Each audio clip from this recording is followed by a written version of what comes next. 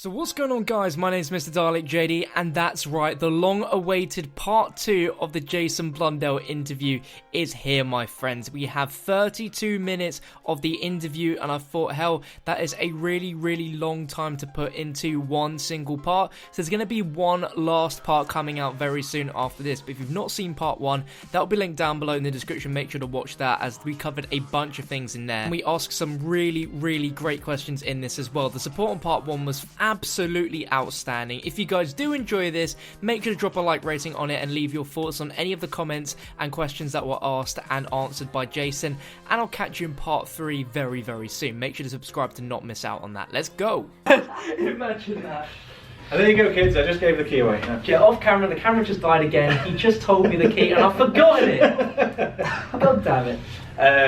I think I mentioned this in previous videos, just kind of going from the question of, did I know how hard it was going to be making that? The old techniques for encrypting something are just as good today.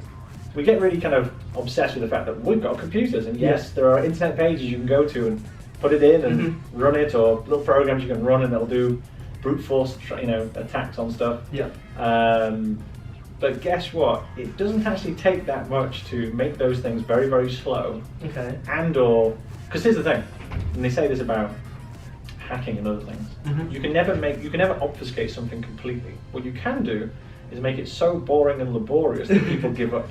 Right. So it's possible, using even old techniques and old encryption techniques, to make something so long and laborious that people won't get through it. Wow. And then they'll just give up. And it can be using hundreds and hundreds of years old techniques to make it. I don't need to do PGP or some other crazy encryption stuff. I can use a very, very old technique and sometimes combine it with other kind of simple techniques. Yeah.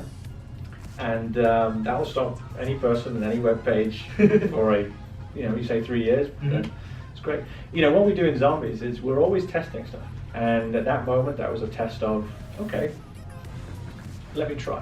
Right.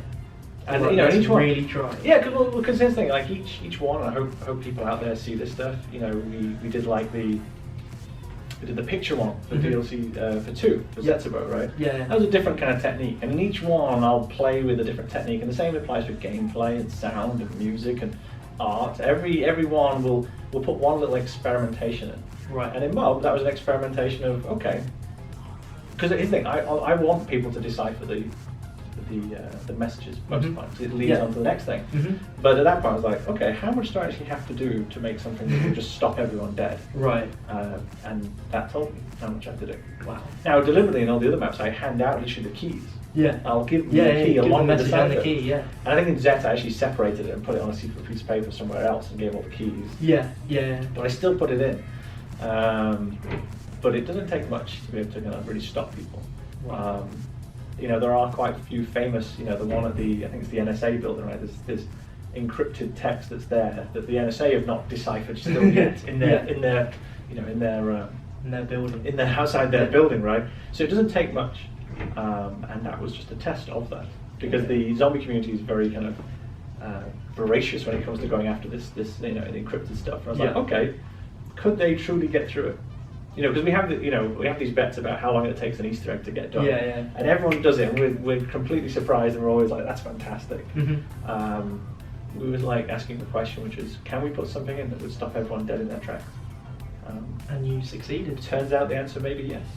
At least for a certain amount of time. Do you think maybe you went too hard too soon? Because I mean, it was like your first map in terms of like where the story is right now. Yeah. And if like you started that hard. Well, you remember, because obviously I'd worked on the original The Reese, and so we kind of started the kind of stuff there. We played with it, and then by the time Mob came up, not only I had had the experience from before, but there was just this kind of attitude which was like, well, everything will be defeated and it'll be done in seconds. Yeah. And so I remember feeling at the time like, okay, well, let me try on out then. Pretty cool. Yeah, and I think we've subsequently done that stuff as well, because there's an attitude sometimes that happens which is like, we've seen everything, we know everything. And it's like, okay. And you got to remember that game developers in general are competitive individuals who are, with different either math backgrounds or art backgrounds, always are gamers. They always want to beat the next thing. And if someone's saying, okay, we've done everything, we're always challenged to go, right, well, we're going to one up that. We're going to go one further. And so the thing that makes me really happy looking at this season of Zombies has been that I feel like in each one we've gone somewhere new. Yeah. We've tried something different. And that's not going to be to the like and the taste of every person. Some people, Mob of the Dead Cypher will piss them off to the last day, right? Yeah. But to other members of the community as well, I think it's really good. I think it's magical. If I just philosophize for a second, I think it's magical, the idea that there's things out there that's been set that aren't immediately obvious. I love the idea of the undiscovered country. I love the idea of like there's something out there that is attainable, but people haven't reached it yet. Back in the old days when you go, I'm going to get into my boat and go that way, and who knows what will be there. I do love the idea of things in these games, be it narrative, be it artwork, be it ciphers. And I would say in every single kind of mode of artistry that we put into the game, there is some element like that. It's not just ciphers. Okay. And there's an element of that in everything, be it the props that you see, or the textures that you see, or the words that are spoken, or the sounds that are heard, or the music that is played. Right. Every single one of them has this stuff, what we now call Easter egg hunting. Oh, I'm going to find my Easter egg. Yeah. That's in all aspects, and we make sure so. And some people have got wise to it, but they might not realise that's what they're doing. But we do that in every single element, and the ciphers is just one. Right. So you're basically saying there's Easter eggs in every single texture, every single sound, Not every single one, but we always look for, and every kind of group is looking for that way to express and to go to that next level. Yeah. But it's not every single one, though. Yes, that would take forever. That would be a bit of an exaggeration. That would be a long time. Yeah. That was a great answer, though. Really, really insightful. Right. Now, this is interesting. Yes. Will we see the Shadow Man again at some point? Ooh.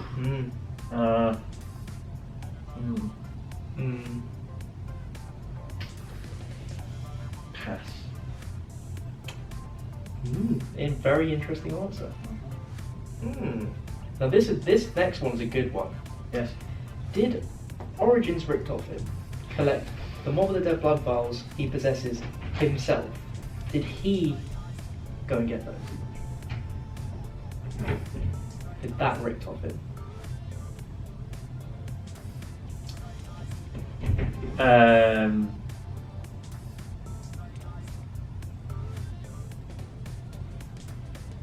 He acquired them.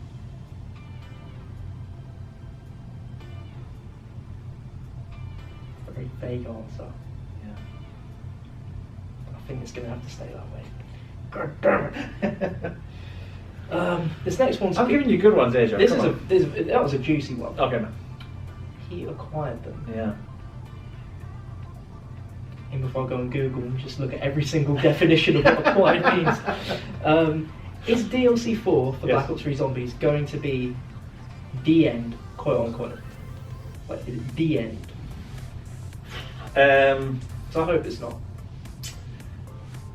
It's too early to say. I think the kind of statements I've made on this, and I've talked about brackets and other kind of comments, is that I feel like what we've been putting in place since Black Ops 2, technically before that actually, because they're all, well, at the point when my tenure started in this role, and so it was about how do we take all these threads, which had planning and had sense, but it also got wider and wider. Yeah. And I was like, how do we put this into a place where we can package it up? Now that can sound negative in one way, but for me, I needed a story to be able to contain itself, so they could support under its own weight and not collapse under it. Yeah. I know that sounds very arty-farty, but I understand what you're saying. It was getting so wide. Yeah, and there were so many like loose ends. Yeah. So I feel like we took it to a place where it could then start to control itself. Right. And I think by 4, and when I talk about brackets, notice I say brackets rather than full stops, right? Yeah. The reason why I said brackets is I feel really comfortable and happy with the place it will be. Right. That's neither to say that it would continue or it would end, but I believe that at that point it's at a place where either option, you'd be happy with it. Okay, I like that.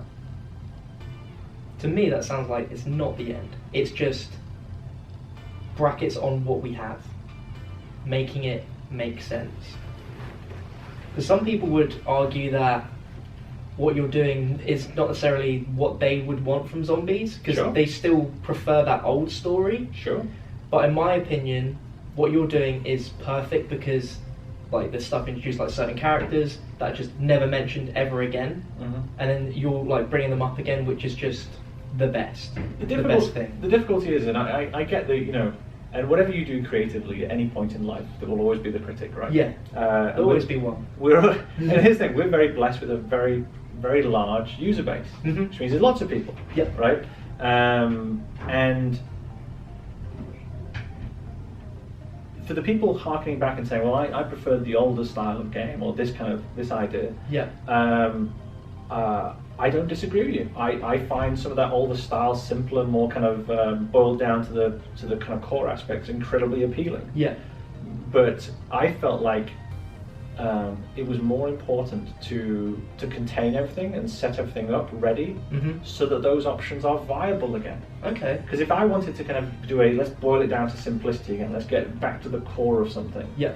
I can't do that until certain things have been put under control. Otherwise, it would just carry on forever. Being out of control. It'd be out of control, right?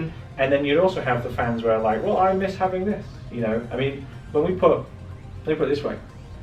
When we put Pack-a-Punch into Reese, there was no Pack-a-Punch before that point. Yeah.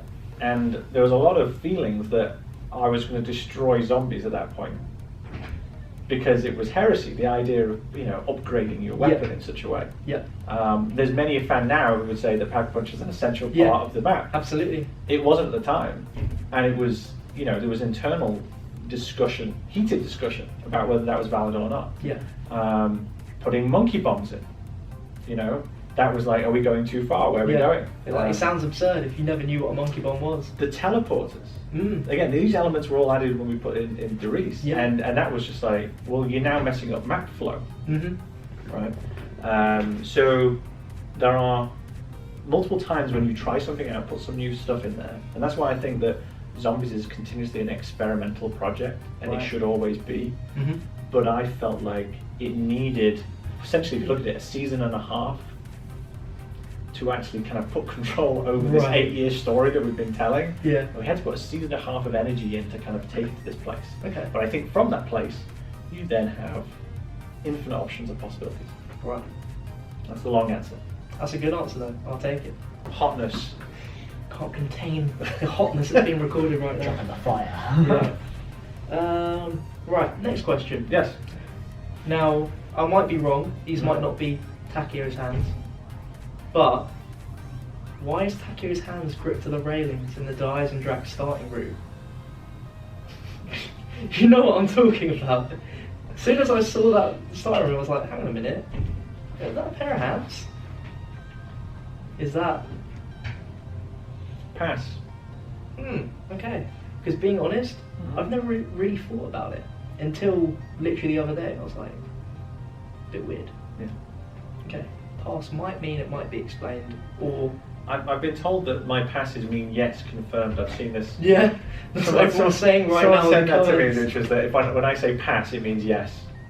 So I should use a pass on a no just to kind of really throw just to mess things up. Yeah. But so let's consider that as a pass, and I'm saying no. Okay. Or maybe you're saying yes. Or maybe it's just a pass, and it doesn't mean a yes or a no. Yeah. Who knows?